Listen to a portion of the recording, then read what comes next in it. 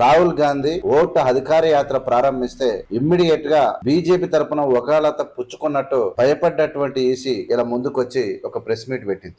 File affidavit in 7 days or apologise to EC. ఎన్నికల కమిషన్ ఎరగకపోయి ఇరుక్కొని పరువు తీసుకొని మీ అంతలో మీరు మీ అధికారం ఉంది కాబట్టి మీ ఇష్టం వచ్చినట్టు మాట్లాడి పరువు తీసుకొని అపాశపాలు కావద్దని నరేంద్ర మోడీ గవర్నమెంట్ వచ్చినాక ఏరి కోరి తెచ్చుకున్నటువంటి ఎన్నికల కమిషన్ ఒక రాజకీయ పార్టీ దిగజారుడు మాటలకు ఈసీకి పెద్ద తేడా ఏం కనిపించలేదు. ఇలా ప్రపంచమే నిబ్రపోయేటువంటి పరిస్థితి. ఎందుకు ఒక ఎన్నికల కమిషన్ ఒక ప్రతిపక్షం మీద ఈ కక్ష సాధింపులు చేస్తా ఉన్నది అనేది ఇంతవరకు ఎవరికి అర్థం కాని పరిస్థితి. కొత్త రూల్ తెచ్చినట్టు రాహుల్ గాంధీ నిన్ననే మాట్లాడాడు. ఎన్నికల కమిషన్ మీద ఎవరు కేసులు పెట్టి నడవాయంట, ఎవరు కోర్టుకొని నడవాయంట.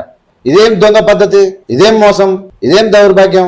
దీని చట్టం తీసుకొచ్చినట్టు జీవో ఎవరు తెలియదు. ఇదేం దొంగల రాజ్యం, ఏం చట్టాలు చేస్తారు మీరు? ఎన్నికల కమిషన్ మీద ఎవరు కోర్టుకు పోకూడదంట, పోతే నేరమంట. ఈ చట్టం తయారు చేసింది బీజేపీ.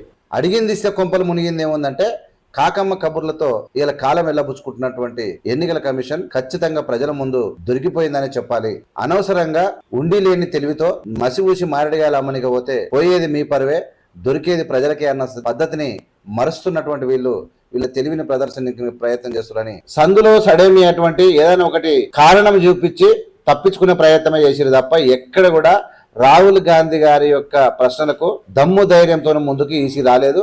అపోజిషన్ లీడర్ మీద ఎదురు దాడి చేస్తున్నటువంటి ఈసీ గురించి సీసీ ఫుటేజ్ మేము ఎందుకు ఇవ్వమంటే ప్రజలు ప్రైవసీ అంటే పోలీస్ పహార మధ్య ఓటర్లు ఏమైనా దొంగతనం చేస్తారా, లేకుంటే ఏమైనా వ్యభిచారం జరుగుతుందా? ఏం ప్రైవసీ మీరు ఇచ్చేది?